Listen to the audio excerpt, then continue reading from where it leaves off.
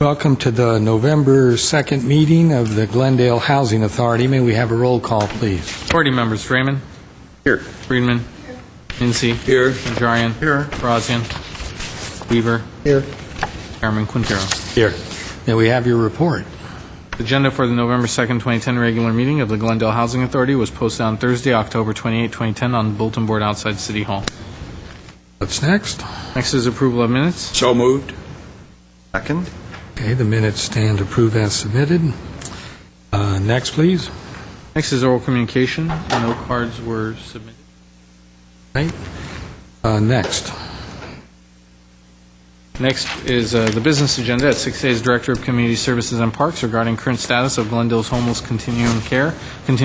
At 6A1 is a motion approving the 2010 Continuum of Care program priorities, authorizing the Executive Director to submit an application to HUD for funding under the 2010 NOFA, and authorizing the Executive Director to execute all necessary documents with HUD and subrecipients related to the 2010 application.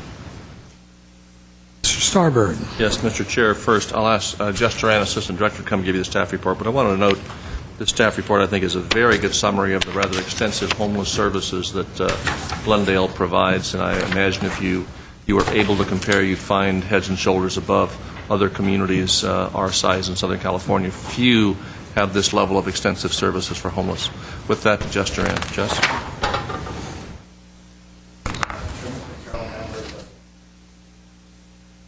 This item represents the city's annual application to HUD for supportive. Jess? Okay, I'll start over. Thank you, Mr. Starbird, Mr. Chairman Quintero, members of the Housing Authority. This agenda item represents the city's annual funding application to HUD for the use of supportive housing program funds, which are the funds that we use to implement our homeless continuum of care. We've been receiving these funds since 1995. The amount of the 2010 application is $2,523,000. So it's gradually increased over the last several years. And basically what this application represents is renewing all of our existing projects, plus applying for one new project, which is 3 units of permanent supportive housing for homeless veterans. It turns out that HUD's highest priority for the 2010 application is permanent housing for our veterans, and so we have adopted that, and that is also Glendale's number one priority, in addition to continuing to fund programs that have demonstrated effectiveness in Glendale's continuum of care. In your packet is a list of the projects that are being proposed. Again, these are all renewal funding of existing programs that are demonstrating effectiveness. They are listed in order of priority ranking. So you will see that our number one priority is the permanent housing for veterans. The largest funding proposal is to Path Achieve Glendale for operation of their access center and emergency shelter on Fernando Court, and that's $753,000. Then there is an array of transitional housing programs and permanent supportive housing programs, plus the city's Shelter Plus Care program, which acts like a housing voucher program for chronically homeless individuals. Of the funding amount, the city allocates 79% to nonprofit organizations who are the sponsors of the projects, and then the city uses 21% of the funds, or $532,000, for the Shelter Plus Care program and for the management information system that HUD requires us to use. In previous meetings, we've talked about the homeless count, and so I don't think we need to spend more time on that.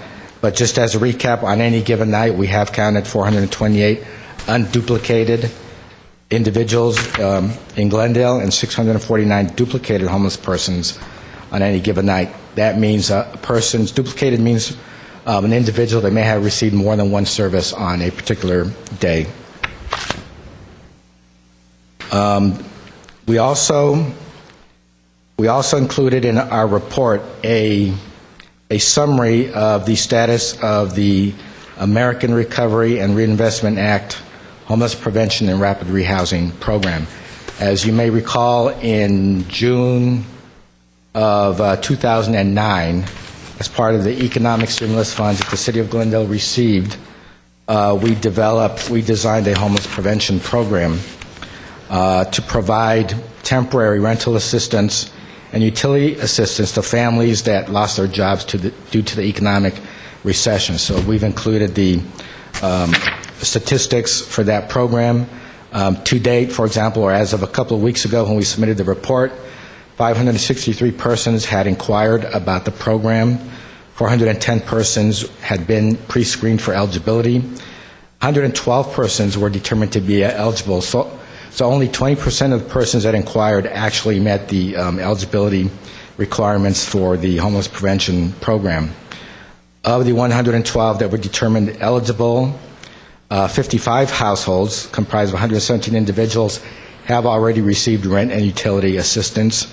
43 of those households have already successfully graduated from the program and are now back to paying their own rent without any assistance. 12 households are currently enrolled in the program, and 18 are in the process of being enrolled. So we wanted to give you an update on that. And as we mentioned before, last year Congress did pass new legislation called the HERTH Act, the Homeless Emergency and Rapid Transition to Housing Act, which we anticipate will change or reshape the way that we provide homeless services in Glendale and across the country. The HERTH Act basically consolidates all of the incremental homeless entitlement programs like the SHP program and ESG and Shelter Plus Care and combines them under one set of rules and regulations and guidelines. It expands the definition of homelessness, so we can now serve persons that are on the verge of becoming homeless but aren't homeless yet. We can serve them with homeless programs and homeless funding. It will increase prevention resources at the same time. It will simplify the match requirements for our programs, which are very difficult for some agencies to comply with. And at the same time, it will increase HUD's emphasis on performance. So as a trade-off, we will be under more pressure to demonstrate performance and effectiveness of our homeless programs. So that is our report, and that summarizes what this agenda item is all about. It's our annual application to HUD for the use of the SHP funds. Are there any questions or comments? Mr. Weaver? One comment. I don't know if Mr. Starbird agreed, but I would sure like to send a copy of this information down to the LA Times, to the proper person, so they can understand what Glendale is doing far more efficiently and better than just about any city in the state. I know the times that went to conferences in Monterey and Madeline Blake would attend, and all they were doing is talking about how great Madeline Blake and the city of Glendale were, what we do with the Homeless Coalition and affordable housing, etc. So there's enough bad press out there. I think it'd be good to send for their information only, whatever we think we could. I don't think it can hurt us. Other than that, I'll make a motion. No other comments. In a second. Second. Okay, and I want to thank you, Mr. Duran. You've been basically the person in charge and a hands-on person in charge throughout the year. And along with Peter Zovac, who's always also been your backup, and you've done a great job throughout the years of marshaling everything, making sure not only that we get the money, but that it's spent properly and efficiently. So congratulations to you and your staff. You've done a great job. And therefore, Mr. Quintero, you can't retire. No. Sorry about that. All right, I have a motion and a second. Roll call, please. Authority members: Draymond, Yes. Friedman, Yes. Mincy, Yes. Najarian, Yes. Barazian, Weaver, Aye. Chair Quintero. Yes. Next, please. Are there any authority member or staff comments? Mr. Mincy. Yes, I just wanted to make note of the Habitat for Humanities as a mailer that they send out. trying to find out, we have a camera out, so I'm looking where we're sitting. And what I wanted to point out, by the way, is a beautiful picture, twilight, of the Kenwood project with the spotlights on it. But what I wanted to let the public know, that if you go to their site, and their site is www.sgy, which is San Gabriel Valley, habitat.org. So that's www.habitat.org. You will find the most excellent video and pictures of the Kenwood project from the very beginning. You hear from the volunteers, from the new owners, and when you get to the site, it's on the right-hand side, you'll see a picture of Habitat.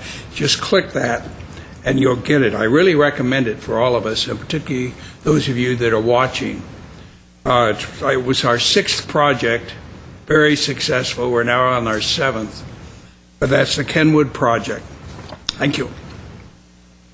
And let me add, Habitat for Humanity has come a long way. In Jackson Hole, Wyoming, up in the Grand Teton Mountains, there is a Habitat for Humanity chapter. So they're doing good work across the country. Okay, next, please. Next is if there's any new business. I see none. Will we adjourn? Second. We are adjourned.